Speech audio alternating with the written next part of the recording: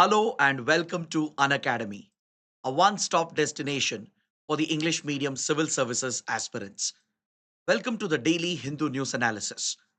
So let's begin our discussion by first looking at the topics that we are going to discuss. From the Delhi edition of the Hindu, I have chosen 8 important articles for a detailed analysis. Today being the World Population Day, there are two important articles focused on global population trends and the implications for India. So let's examine these important topics in detail as it is very relevant for social issues and as well as for economy. Then we also have few articles related to the topic of right to vote and the need for revising electoral rolls following the Supreme Court's judgment yesterday regarding the ongoing upgradation exercise of the electoral rolls in Bihar. Then we also have an update on UK France relations in the context of the Ukraine war and a few small articles for prelims. So let's cover them comprehensively so that you don't have to go back and read the newspaper again. Now, before I start, I have an important announcement. I've been told by Unacademy's management that the recent offer which was provided has been extended till the 12th of July. And this is an opportunity for you to enroll for our online classroom program at just 19,999, which also gets you up to 12 months of free extension. So if you have to avail the offer, you just have to enter the code IAS English. So those interested can click on the link provided in the video description. And if you want the PDF of the session, please scan the QR code and join my Telegram channel. After the session ends, I'll be sharing the PDF over here. So let's get started with today's analysis. And first, let's talk about World Population Day, which is marked every year on the 11th of July. So this topic could be important for prelims. Why is World Population Day marked on 11th of July? Who organizes this event? What is the importance of this event? These basic facts are relevant for your prelims exam. So please make a note. See, back in 1987, the global population hit the 5 billion mark. So when the world population hit the 5 billion mark in 1987, under the UN Development Program, the initiative was started to mark and celebrate this day as the World Population Day, mainly to focus on population related issues, including sexual and reproductive health, fertility rates, and reproductive rights of women in particular. So these were the focus issues which led to the establishment of World Population Day when the global population hit the 5 billion mark back in 1987. The United Nations has even set up a dedicated fund, the UNFPA, the UN Population Fund, that organizes the event and also publishes a very important report, the World Population Report, which we are going to discuss in today's analysis. We will talk about the UNFPA as well at the end under the prelim section, where I'll give you some key facts about UNFPA, which could help you in your prelims exam. So now that you know why World Population Day is marked and celebrated, let's look at two important columns in today's The Hindu, which talks about the global population challenges and the population challenge for India. So this article on page number 8, it mainly talks about the challenges that lie ahead for India with regard to its population and how women rights is directly linked to our population challenge. The rights of women and their right over sexual reproductive autonomy is something that is directly linked with the level of population, the population trends in the country. And any sudden changes in the population trend, it tends to adversely affect women rights, especially reproductive rights. And this can have serious social consequences. And it could also have impact on health and overall well-being of women and in general the country's population. So let's dive a little deeper into this article and understand what the writer is trying to project. See, back in 1994, the United Nations held the International Conference on Population and Development, IC. Under the International Conference on Population and Development, the UN has prioritized the right of the youth to decide their sexual and reproductive rights, especially when it comes to family planning. It has been seen around the world that in conservative societies, there is often coercion and force involved on the couple to force them to have children, to force them to have a certain number of children, to force them to prefer the male child. And this, in turn, creates a cyclical effect that creates a number of other social evils as well, which even contributes to female feticide, infanticide, and creates several social problems, as I was mentioning.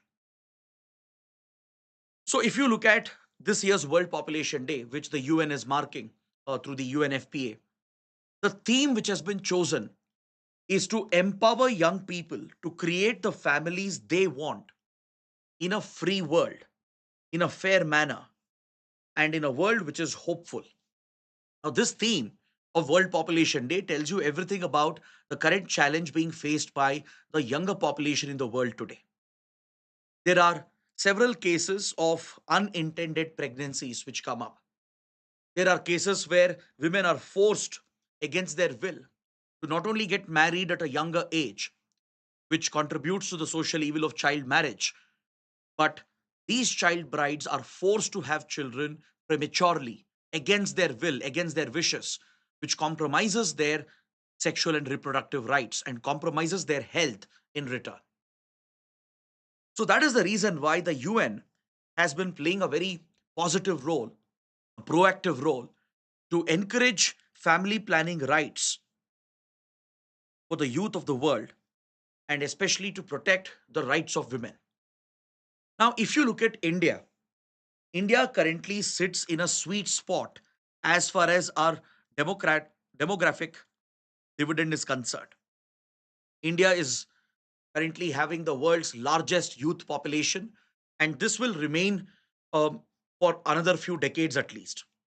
India is said to have 371 million youth in the age group of 15 to 29 years, which is considered as the prime reproductive age. And as India is home to the world's largest youth population, there are plenty of opportunities that lie ahead in front of India. At the same time, there are plenty of challenges that arise because of this demographic potential.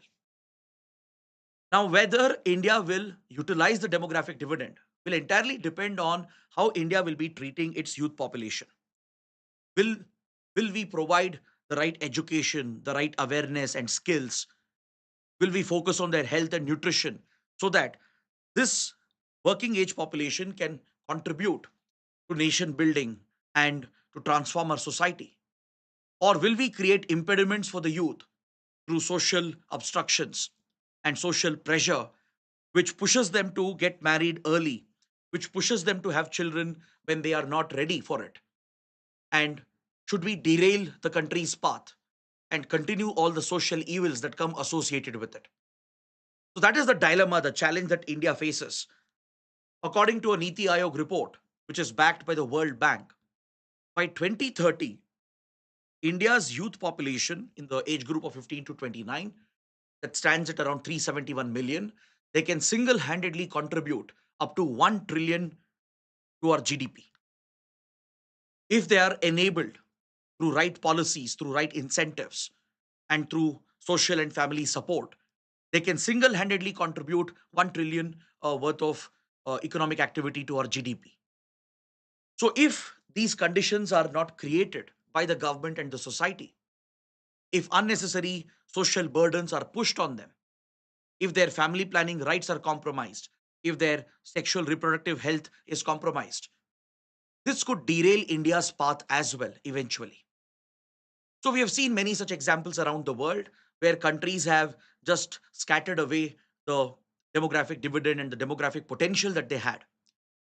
Now, if you look at India, India has done pretty well when it comes to certain social evils like child marriage and teenage pregnancies for that matter. For example, we have initiatives like Beti Bachao, Beti Padhao Andolan, which has focused on education of the girl child. as education is the single most powerful tool of empowerment, especially for a girl child. The National Adolescent Health Program, which has prioritized the health of adolescent girls, that covers awareness and education about sexual reproductive rights, has had a very positive impact. And we have seen a substantial decline in the prevalence of child marriages in our country. According to the National Family Health Survey, compared to 2006, prevalence of child marriages in India has reduced by more than half, by more than 50%, which is a significant achievement. But still, the numbers are quite alarming. The prevalence of child marriage still stands at 23.3%. Then, if you look at teenage pregnancies, which are in most cases unintended or sometimes forced pregnancies as well. In the age group of 15 to 19 years, in the adolescent age, the country is reporting a teenage pregnancy rate of 7%, which is still high compared to global standards. And also, there are regional disparities. There are certain states where teenage pregnancy hits 11 to 12%. Those are the states where women rights are often curbed, and the society has been playing a role in further reducing the autonomy that is available to women in deciding upon family planning. So, this lack of freedom, the social pressure, and the lack of government involvement as well, that is leading to the prevalence of child marriages in certain pockets of India. That is leading to the prevalence of teenage pregnancies, unintended forced pregnancies within a marriage, especially in states like Haryana, Rajasthan, Odisha as well. These numbers are quite alarming, and these are the problems that we need to tackle. So, what can India do? Are there any successful models, successful examples? What can the government do to curb these challenges and protect the reproductive rights of our youth so that they can plan the family they want when they want? So that the reproductive rights of women, the girl child in particular, the adolescent teenagers can be protected. So, there are some successful models and examples from where we can draw lessons. For example, Project Udan, which has been implemented by the government of Rajasthan in coordination with few global institutions, including the United Nations, has yielded great results. Under Project Udan, the focus has been on promoting secondary education, especially for the girl child. The success of this program has clearly proven that each year of secondary education to a girl child will significantly reduce the chances of child marriage and enhances her reproductive autonomy. Meaning, if the girl child is better educated, even one additional year of secondary education in the school will make the child more aware about her own rights, where she can take a stand for herself to oppose a possibility of child marriage and exercise her reproductive autonomy and sexual rights in a marriage and stand up against social pressure and family pressure. The Advika program implemented by the Odisha government in coordination with UNICEF and UN Population Fund has also been quite successful. It has shown that better education and skill development focused on teenage girls and women has yielded very positive results. It has made women more independent, especially financially. Financial independence is seen to be very crucial to make women more independent and autonomous within a family structure. This is what helps fight the patriarchy that is prevalent in our society.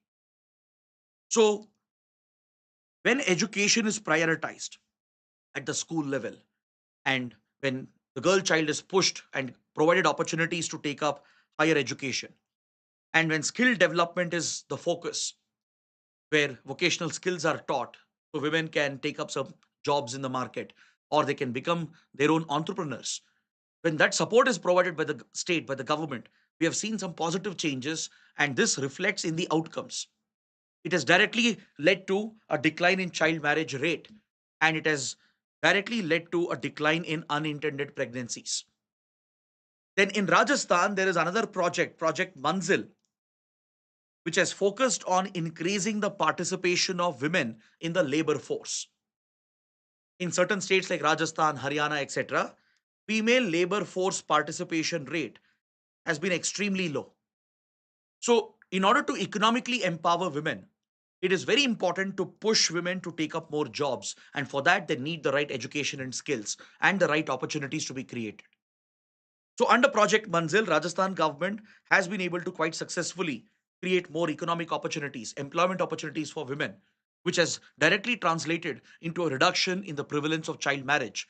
And it has protected the sexual reproductive rights and the autonomy of women. So these are successful case studies, examples that are present right in front of us, which can be scaled and implemented across the country. So that is the reason why, on the occasion of World Population Day, it's important to examine these social issues and understand the challenges that are present and find solutions to deal with these challenges. So let's take up a practice question based on what we have discussed. With the right investments in education, skills, and access to health and nutrition and family planning services, India's youth population can boost national progress. So, that is a statement which has been given. In the light of this statement, examine India's social concerns on population and fertility. So, such a question can be expected under social issues in GS1. It can be expected under GS3 as well, right? Or a related essay topic might also come up related to child marriage and adolescent teenage pregnancies, the population trends in the country. See, you might have seen that there has been a trend, not just in India but around the world, where several leaders and those in powerful positions have been urging the youth to have more children. This is largely on nationalist or religious or ethnic lines. But there is this disturbing trend of declining fertility rates, which has been flagged by several governments and even by organizations like the UN. So, this alarm, which has been spreading about falling fertility rates and a possible decline in population, it has led certain groups, certain nationalities to get more conservative and push the agenda of having more children, having children at a younger age. And that is something that could affect what we have just discussed. So, when you're writing an answer for this question, you need to keep in mind this global phenomena as well. In fact, that is the focus of the next article. So, we'll discuss that in a little while. But first, let's discuss our approach to answer writing for this question. Right? We've been doing this consistently, where we discuss our answer writing approach so we can help you groom your answer writing skills. So, in this question, what will you do? First, try to address the statement which has been given. The first statement, which says that right investments in education, skills, health, nutrition, family planning, that is what will help our youth population to contribute to national progress. So try to provide an introduction where you agree with this assessment and provide some data to back up your argument. So that can be the opening to your answer. You can say that India has the world's largest youth population according to the World Population Report of UNFPA. You can mention the number if you remember 371 million youth in the age group of 15 to 29 years. Assessments of Niti Aayog and World Bank states that they can contribute up to 1 million or 1 trillion dollars to our economy by 2030. They can contribute to nation building, national progress if we utilize the demographic dividend by providing them the right skills, right education, and by empowering them. So, in 3 to 4 lines, you can provide this introduction where you agree with this assessment and provide some data to back up this argument. Then, in the body, what is the second part of the question asking? The second part of the question is talking about the challenges to national progress because of the social concerns that are present with regard to population and fertility problems. So, here you have to discuss how declining population, lower fertility rates, in turn creates pressure on the youth, especially on women, to get married early, to have children early, and that could compromise their autonomy over family planning and their rights over their own sexual reproductive health, because they will face significant social pressure, not just from the family, but from the society in general. You might have seen certain leaders in India urging the youth to have 10 children, 12 children, largely on religious lines, ethnic lines, or nationalistic lines. This is seen across the world as well, especially in those countries where there is a possible trend in the coming decades of a decline in population and fertility rates. You see that in the United States as well. You've seen that in countries like South Korea, Italy, in Japan as well, right? So this puts that pressure on the youth, and this gives rise to social evils. That's what you discuss in the next part of the body. To talk about the social evils that will become prevalent: child marriage, forced pregnancies, unintended, unplanned pregnancies where the woman is not prepared. To explain the impact, the consequences of this, how it could compromise the autonomy of women, how it could weaken the standing of women in a family and in a society. So, discuss that and then talk about the solutions in the next part of the body. Talk about these government interventions, the examples I gave you, Project Manzil, Project Udan, Advika program. Mention the states as well. You can mention Bachao, Beti Padhao Andolan, the National Adolescent Health Program. Mention the success that we have seen in bringing down the prevalence of child marriage and unintended teenage pregnancies. And then finally conclude your answer. In the conclusion, right, you can always give out a warning that falling trends in population and fertility always creates this pressure on the youth, and that could give rise to these social evils. That's why the society has to be vigilant. The state, the government has to play a role to ensure that we don't allow these ethno nationalist and ultra nationalist religious lines to push for a sudden surge in population, pushing the youth to have more children. And you also need to talk about the patriarchy, right? You can bring in an angle over there and how it has led to child marriages and early pregnancies. So plug in that point in the conclusion and try to end your answer. So let's see if you can write an answer based on this, and please post your answers in the comment section. Now let's look at the next article, which is related to the same topic. Here the writer is talking about declining fertility rates in the world and the alarm it has caused, and the consequence of this paranoia. That is the focus of this article.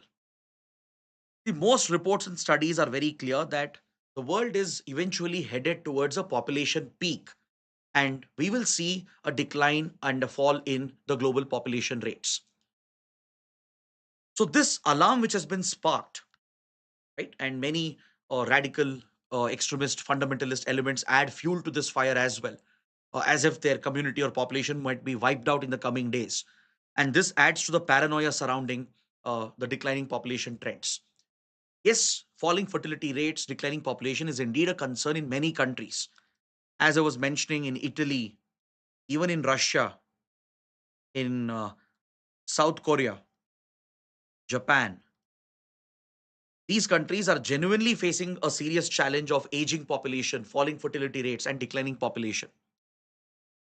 But even in countries like United States, India, even the possibility of a decline in population has been exploited by certain politicians and religious groups and certain ethno nationalist groups to urge people to have more kids, to put that pressure on the youth to have more kids. Right? We have seen a chief minister of a certain state calling upon the people of the state to have more children to address the demographic gap between southern and northern states. We have seen few leaders of religious organizations urging people to have more kids by pointing out that the religion is under threat, the community is under threat because of the rise in population of other communities. So even in the United States, you see a similar trend where some of the more conservative Christian aligned right wing groups, which even back President Donald Trump and even the likes of Elon Musk, have been pushing for people having more kids. and they have been raising unnecessary alarm and panic about falling fertility rates and declining population. While yes, global fertility rates are declining, we might even see an eventual peak and decline. The writer clearly says there's no need for panic or alarm. It's not as if in few years world's population is going to be erased and wiped out. That's not going to happen, because if you look at the current global population according to the World Population Report, the World Population Report states that as of 2024, the global population was 8.2 billion. We have, of course, crossed the 8 billion mark, and now it roughly stands at around 8.2 billion. This is projected over the next 40-50 years, maybe by 2080, to hit 10.3 billion. See, these are all projections, by the way. It's not guaranteed. It might increase or decrease as well, right? Depends on a number of factors. But based on projections, it has been estimated that over the next 40-50 years, let's say by around 2080, world population might hit a peak of 10.3 billion. That is not less population, that is much more higher population than what is currently present. Overall, fertility rates might drop and decline, but in cumulative terms, in net terms, global population will continue to rise for many, many more years to come, for many more generations to come. So global population might hit a peak somewhere between 2080 to 2100.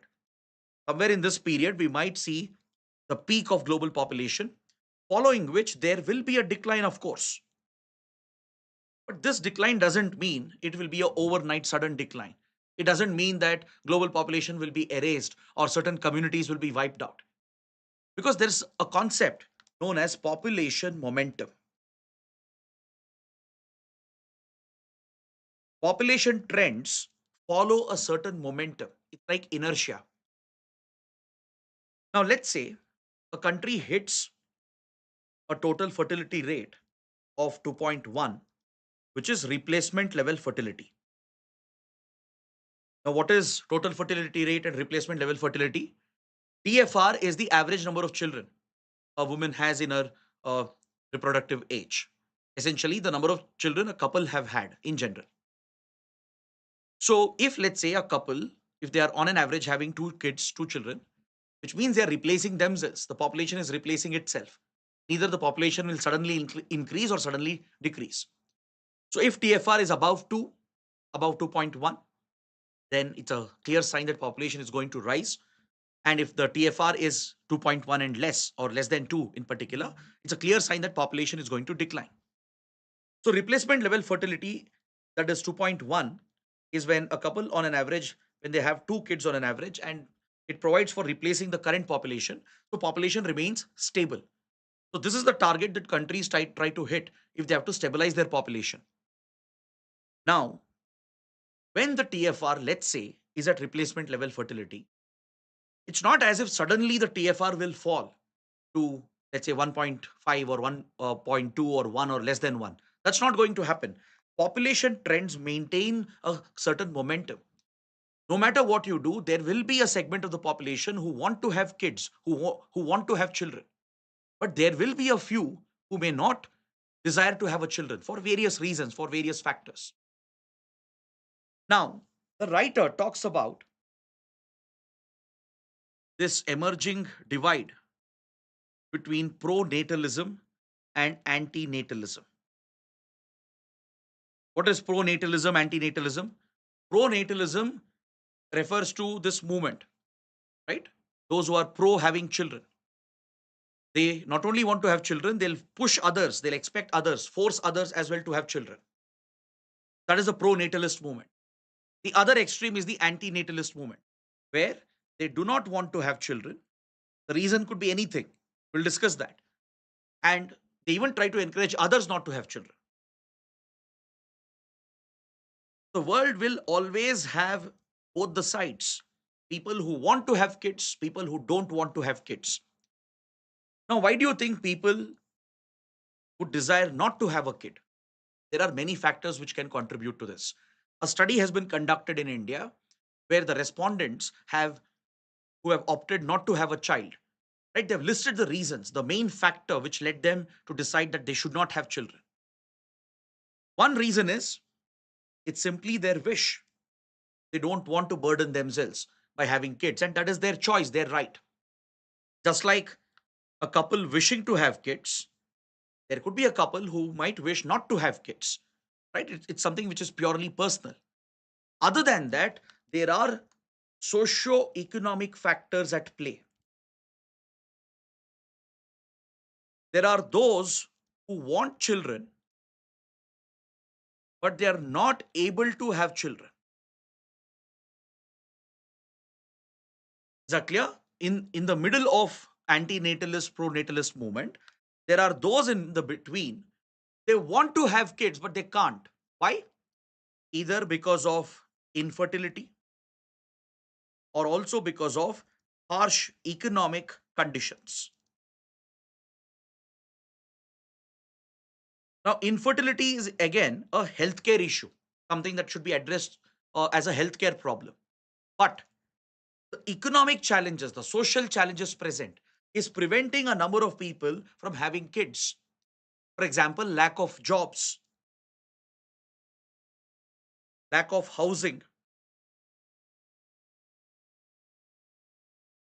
poor livelihood and quality of life,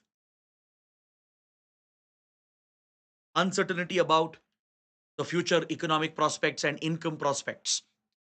These socio-economic factors, they are essentially preventing a number of people in the country from having kids, even though they want to have children. Now, what happens when such paranoia is triggered, when such panic is triggered based on these trends that population is declining, fertility rates are falling? This will give a big push for pro-natalists. They might start pushing anti-natalists. They might start pushing those who don't want to have children. It's their choice, their wish. They might end up curbing their freedom and rights.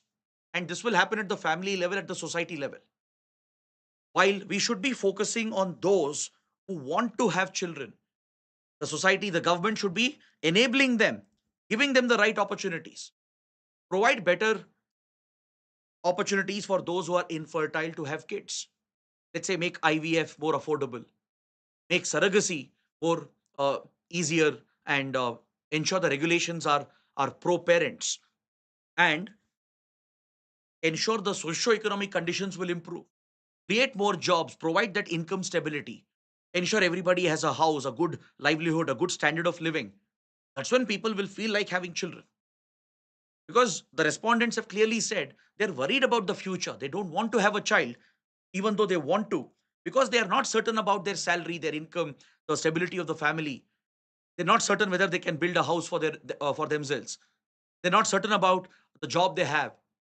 Solving these problems will help in sustaining the population momentum that I was talking about, maintaining that inertia.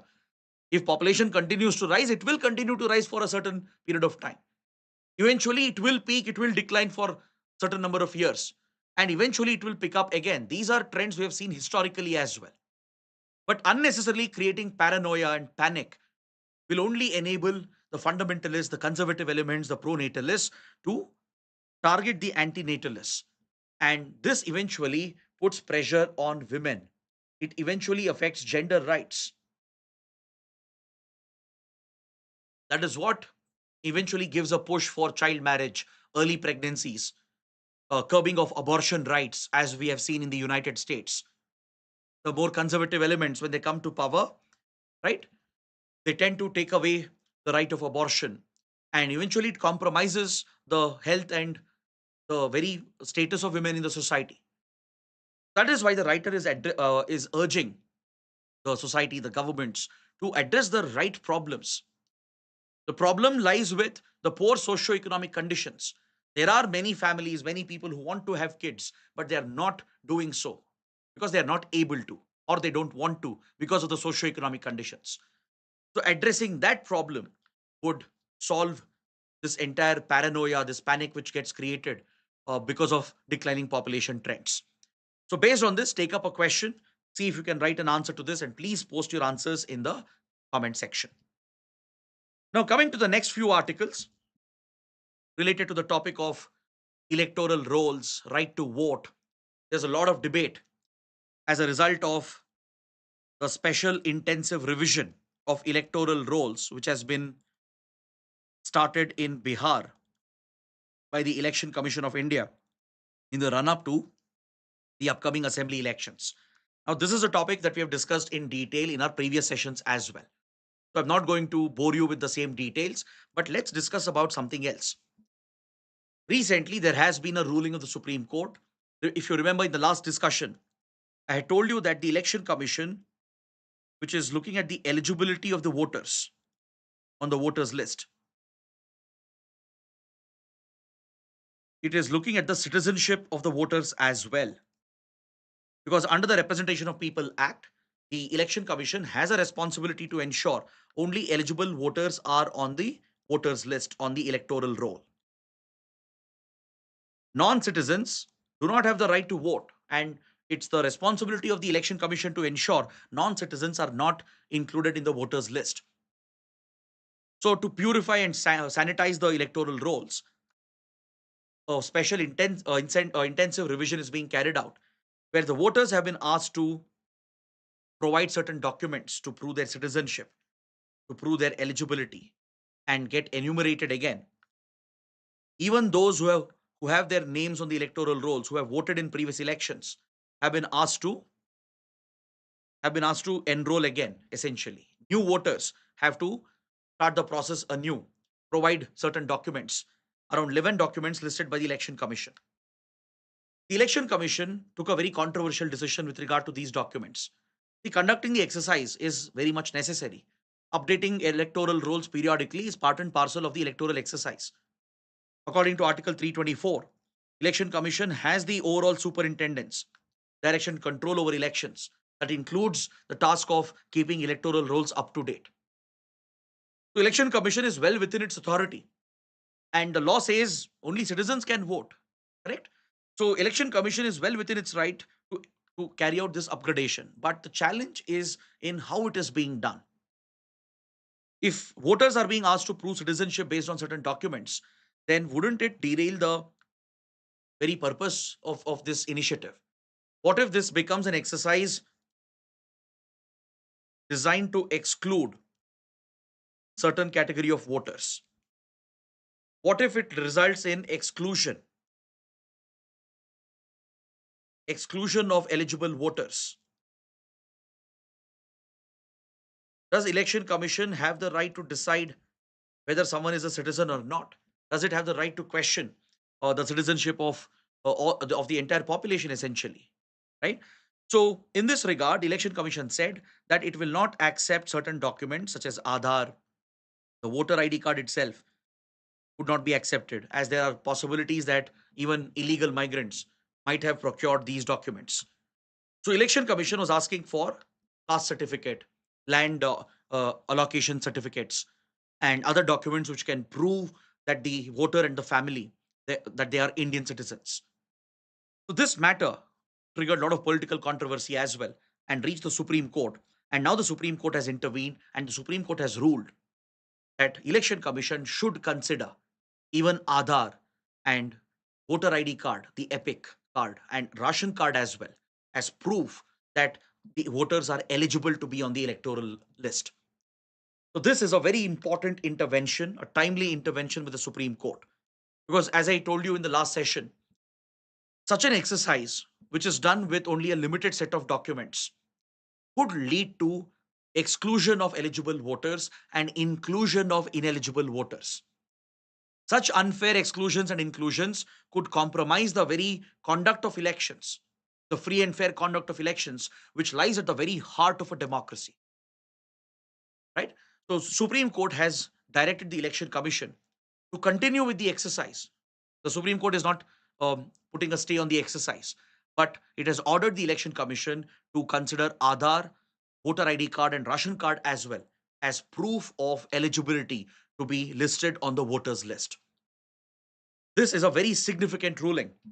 There is an editorial related to this as well in today's newspaper, which appreciates the Supreme Court judgment, and it is urging the Election Commission to consider these documents as well to ensure that the revision exercise is foolproof.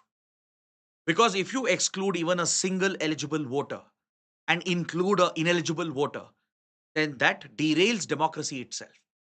That threatens the very foundation of a free and fair election. So, in this context, it's very important to understand the concept of right to vote. How important is universal adult franchise in a democracy? The universal adult franchise that you see in India, how important it is to strengthen democracy in our country. What is the status of right to vote? Is it a legal right, a statutory right, or a fundamental right guaranteed by the Constitution? That is something we can understand from this detailed article that we have in today's newspaper. Now, if you look at democratic elections, the very history of adult franchise, if you look at Western democracies, right, they claim to be champions of equality, inclusiveness, and democratic rights. But did you know that until recently, UK, USA, they did not have universal adult franchise?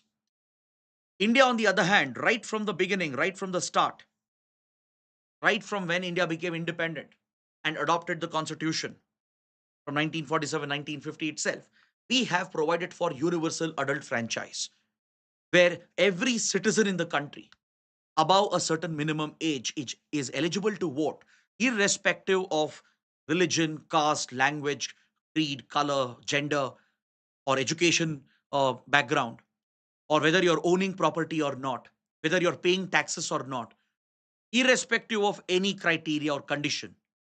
All citizens in the country above a certain age limit are eligible to vote. Those are the only two criterias. You should be a citizen, you should be of a certain minimum age. If you can meet this criteria, then you're an eligible voter. And that is true democracy, grassroots democracy. If you look at United Kingdom, which has been independent for centuries, initially in the UK, adult franchise was largely restricted only to property owners. Only those who owned property would have the right to vote, and it was restricted only to men. Women had no voting rights in the West until a century ago. Is that clear? Same with United States. Minorities like African Americans and women, they were given voting rights much later, many decades and centuries after the independence of the United States. So, in that regard, India has been much more progressive when it comes to universal adult franchise and voting rights. That is what truly decentralizes power.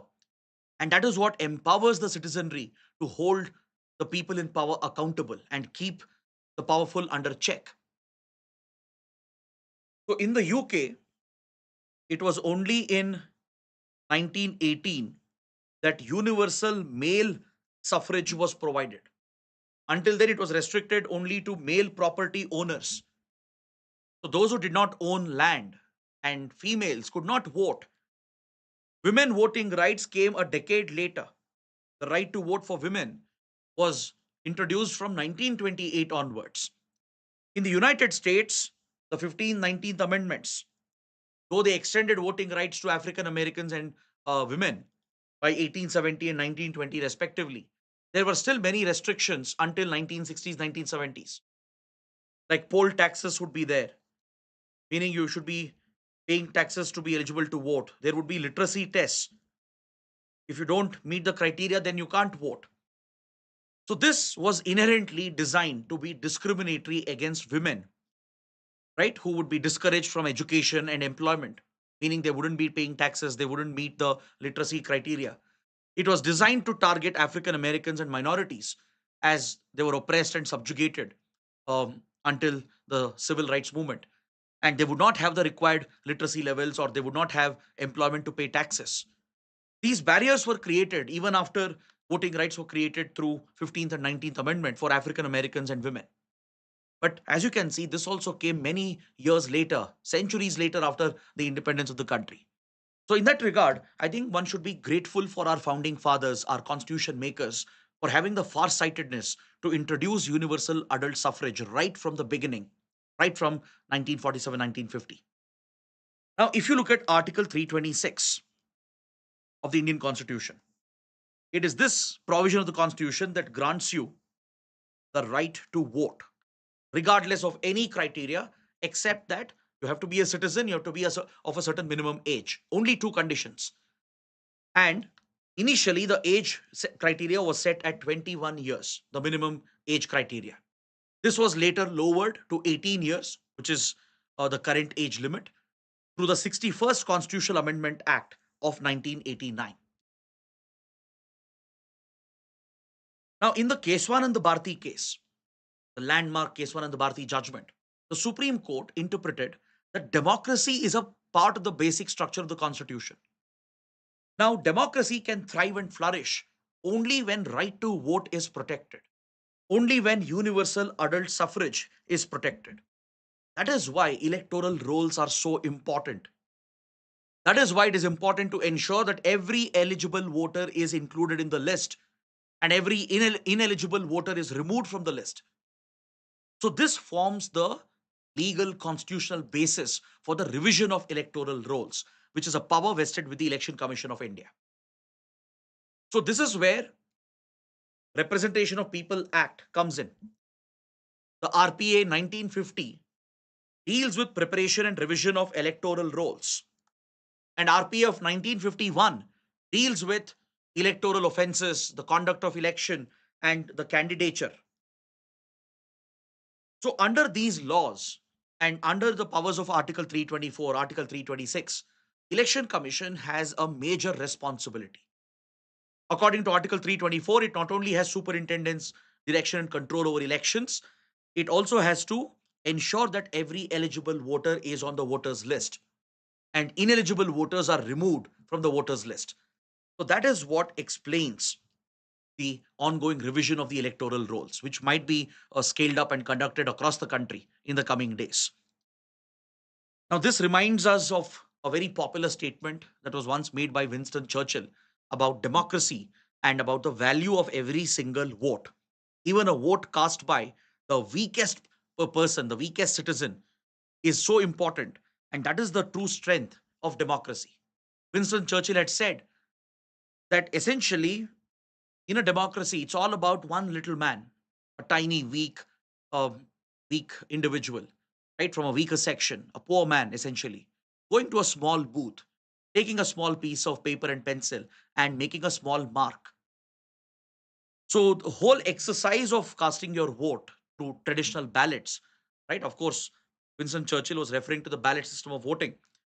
That simple act of walking to a polling booth, just marking your choice, that simple act is so powerful because that is what builds a democracy. That is the core foundation of a democracy. So the point the writer is trying to make here is that it is very crucial to ensure eligible voters are there on the voters list. You can't exclude them. Ineligible voters have to be excluded. They can't be on the voters list. That is the reason why the Election Commission has to consider all the other possible documents like Aadhaar, ration cards as well. Because not everybody might possess the other required documents, the 11 documents Election Commission is asking for. It might result in unfair exclusion of eligible voters. Now, if you look at right to vote, whether it's a legal right or a constitutional right, there has been a lot of debate in the country regarding this. In fact, when the constitution was being drafted, Dr. B.R. Ambedkar, along with K.T. Shah, they had initially proposed that right to vote should be a fundamental right. This was the initial proposal made to the Constituent Assembly by the founding father of India's constitution, Dr. B.R. Ambedkar, and as well as by K.T. Shah.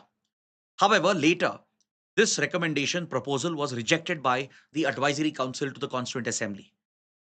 So it was not included under fundamental rights, right? Then the Supreme Court has given clarity on this matter in the Kuldeep Nair case of 2006. Please make a note, it's a very, very important judgment. In the Kuldeep Nair case of 2006, a five-judge constitution bench made it very clear that right to vote, right to elect is a statutory right. It's not a fundamental right, it's not a constitutional right. It's a statutory right, a legal right guaranteed under Representation of People Act, Section 62. It's not under the Constitution, it's not under fundamental rights. In 2016, there was a related case, the Rajbala case versus State of Haryana, in which a two-judge bench passed a contradictory verdict. In the Rajbala case, the Supreme Court held right to vote is a constitutional right. But however, this is not the current precedent. Because the Kuldeep Nair judgment was delivered by a larger bench, a five-judge constitution bench, and that ruling takes precedence over a two-judge ruling in the Rajbala case. In 2023, the same matter was discussed again in the Anu Baranwal case, where the Supreme Court declined to pronounce a verdict because, according to Supreme Court, this matter is already settled. The Supreme Court has already settled this matter when? In 2006, through the Kuldeep Nair judgment, when a five-judge constitution bench ruled right to vote is not a fundamental right, it's not a constitutional right. It is a statutory legal right guaranteed under Representation of People Act. And this remains the legal status. Though there was a judge, Justice Ajay Rastogi, who dissented in the Anu Baranwal case and passed a minority judgment, arguing that right to vote can be seen to be stemming from your right to freedom of expression under Article 19 and right to dignity, right to life under Article 21. But this was, however, a minority interpretation, a minority judgment, right, who wrote a judgment in dissent. But the established precedence is that right to vote is a legal right. And the Kuldeep Nair case made it very, very clear. And that is what set the precedent in this regard. Now, the point is, revision of electoral rolls is absolutely necessary. There is no doubt about it.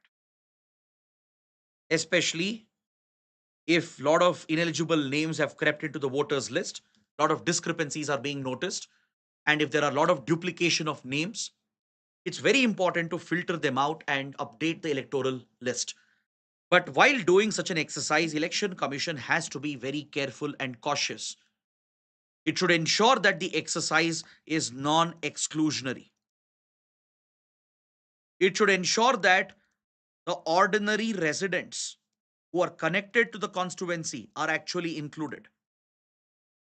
It should account for the complexities involved in dealing with migrant workers, migrant population, right? Those who have left the home constituency, settled in some other constituency.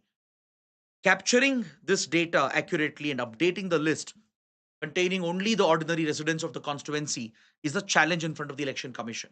And while updating the list, it has to ensure it is non-exclusionary. It should not leave out a single eligible voter because right to vote lies at the very heart of a democracy. Understood?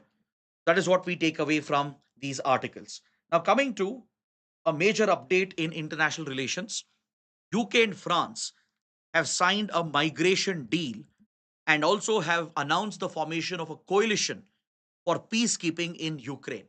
So, two big developments involving UK and France. So, let's quickly talk about these developments and we'll move to the prelim section after this.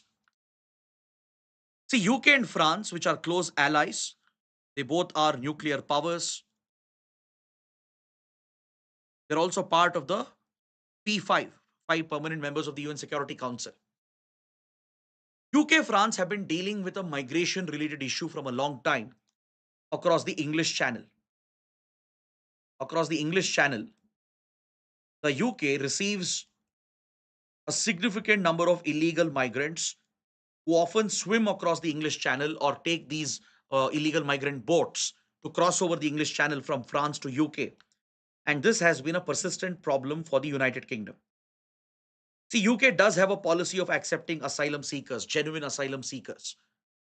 So, to address this issue of migration, they have signed a deal according to which the UK will now detain and return some of the illegal migrants back to France. Around 50 illegal migrants per week will be detained and sent back to France. But in return, UK will be accepting genuine asylum seekers who are applying for the first time to create a legitimate route for asylum seekers and to discourage the risky routes of illegal migration. This deal has been worked out. So that is one development. The other development is with regard to a coalition that these partners have set up with regard to Ukraine. They are preparing for a possible peace deal between Russia and Ukraine, which the US is trying to push. And if the peace deal comes out, then there is the need to maintain the ceasefire. There will be a need to run a peacekeeping operation, to deploy peacekeeping troops to maintain the ceasefire. So UK and France are forming a coalition for this purpose, and they're already raising a peacekeeping force to prepare for this possible deployment in Ukraine. They've also agreed upon training Ukrainian forces to build their defense capabilities. They're going to jointly train Ukraine's army, air force, and navy to be able to deal with future threats from Russia. And they've also reviewed their nuclear deterrence. See, UK, as a NATO member,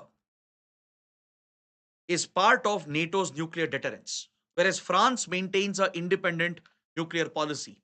Though it is a NATO member, France has not given up its independent nuclear deterrent policy. But both sides are focusing on building better nuclear deterrence against Russian aggression. And these are the key outcomes of this meeting between Keir Starmer and Emmanuel Macron. These are important developments concerning Europe. So please make a note of this. Now, coming to the prelim section, let's take a quick look. On page number 4, we have an article related to zonal councils. Union Home Minister Amit Shah has chaired the meeting of the Eastern Zonal Council, consisting of states like Jharkhand, Bihar, Odisha, and West Bengal, met with the chief ministers and the other members of the Zonal Council to talk about the regional and interstate issues, focusing on development, focusing on resolving some of the issues and disputes present in the region. So during this meeting, Home Minister Amit Shah has praised the role and function of these zonal councils. He has called them engines of cooperation between states. So, what are these zonal councils? Let's understand quickly. It's very important for prelims, for polity. The concept of zonal council was first proposed by Prime Minister Nehru back in 1956 when Indian states were being reorganized by the Fazal Ali Commission, the State Reorganization Commission. Given that India was being reorganized internally and several new states were being created, it was expected that interstate issues will come up. Disputes will come up between states. There will be a need for states to cooperate. There will be a need for center as well to coordinate with the states and resolve some of the issues and focus on national development. So, for that purpose, the State Reorganization Commission, based on recommendations of Prime Minister Nehru, provided for the creation of these zonal councils. 5 zonal councils were set up. 5 zonal councils: the northern, central, eastern, western, and southern. And these zonal councils have statutory status. They are not constitutional bodies. Please remember this. Under the State Reorganization Act 1956, these zonal councils have been given statutory status, and it brings together the states of that particular region along with the central government to achieve center state coordination and state to state coordination to resolve interstate issues and disputes and focus on regional development. There is a separate zonal council for Northeast region, which has been set up under Northeastern Council Act 1972. Now, the composition of this zonal council is very important. These zonal councils are chaired by the Union Home Minister, all of them. The Union Home Minister, as the Home Ministry is responsible for center state relations, becomes the chairman of these zonal councils. The vice chairman would be a chief minister of the state, which is part of the zonal council, and they take turns by rotation. Now, let's say in Eastern Zonal Council, Bihar, Jharkhand, Odisha, West Bengal are part of it. The CMs of these 4 states who are members, they will take the vice chair position on rotation. The members include the CMs of all the states which are part of the zonal council, along with two ministers nominated by the governor of the state. In the case of a union territory, two members from that concerned union territory. Is that clear? Apart from these members, there are advisors as well at the official bureaucratic level. There will be a representative from the Niti Aayog. Previously, it was from the Planning Commission. Now there is a advisor from the Niti Aayog who's also part of it. The chief secretaries of the states, the concerned states, they are also members of the zonal council acting as advisors. Right? The chief secretary would be the highest ranking bureaucrat, civil servant at the state level. Then, as well as development commissioners who are senior IAS officers focusing on developmental projects at the state level. And even if required, union cabinet ministers. Ministers from the Council of Ministers can be invited if necessary, depending on the issue which is being discussed. So, various interstate problems can be resolved through these zonal council meetings. Now, coming to this article on page 14, the central government and UNICEF have launched a very important initiative known as TALASH, which focuses on tribal students. It mainly focuses on tribal students in the Ekalavya schools. In the Ekalavya schools that have been set up by the government. And the focus of the Talash initiative is to provide soft skills to tribal students so that they can focus on their career planning, provide them with better communication skills, provide them with better soft skills, which will make them employable, which will make it easier for them to chart out a path for their career. Such an initiative is being launched known as Talash. Talash is an acronym that stands for Tribal Aptitude, Life Skills, and Self Esteem Hub. Because since tribal communities are generally isolated, cut off from mainstream society, the students, the youth often face a lot of challenges in opening up to the world. And this limits their opportunities, especially when it comes to employment, even with regard to their education. So that is why UNICEF has partnered with Government of India. It is partnering with NEST, the National Education Society for Tribal Students, under the Ministry of Tribal Affairs. And through these Ekalavya schools, which are managed by the Ministry of Tribal Affairs, students from the tribal community, they will be provided life skills. They would be taught better soft skills, communication skills, language skills, aptitude skills as well, so that they are more confident. It can build their self esteem and they can face the world more confidently. So, this is a major initiative focused on tribal youth welfare. Now, coming to the last topic, again, on the occasion of World Population Day, there's an article on the supplement page that focuses on UNFPA and its report. The UNFPA is the UN Population Fund, which I was referring to earlier. So let's cover some important facts related to it, which is relevant for prelims. And please note, it publishes a very important report, the Global State of World Population Report. It is published by the UNFPA. So the UN Population Fund, it was established as a UN agency and it started functioning from 1969. Its establishment was in 1967. Actually, the UN Secretary General created this trust fund for dealing with population matters that includes sexual and reproductive rights, family planning, and female health and female reproductive rights. That is the focus of this population fund, and it began operations from 1969. So now it has been placed under the UN General Assembly, and it works in close coordination with the UN Development Group in achieving the Sustainable Development Goals. 144 countries, including India, are part of it. It focuses on issues like family planning, contraception methods, birth control. It also focuses on child marriage, gender based violence, and female genital mutilation, which is a horrific cultural practice in several cultures. These are the focus areas to improve the reproductive rights of the youth, particularly that of women. So please make a note of this UN fund and it publishes this important report, the Global State of World Population Report. So that is it. On this note, I bring my discussion to an end. I hope you guys have found the analysis to be useful and interesting and relevant. If you benefited from the session, do let me know through your comments and likes. And don't forget to subscribe to our channel. That is it. Thanks for watching.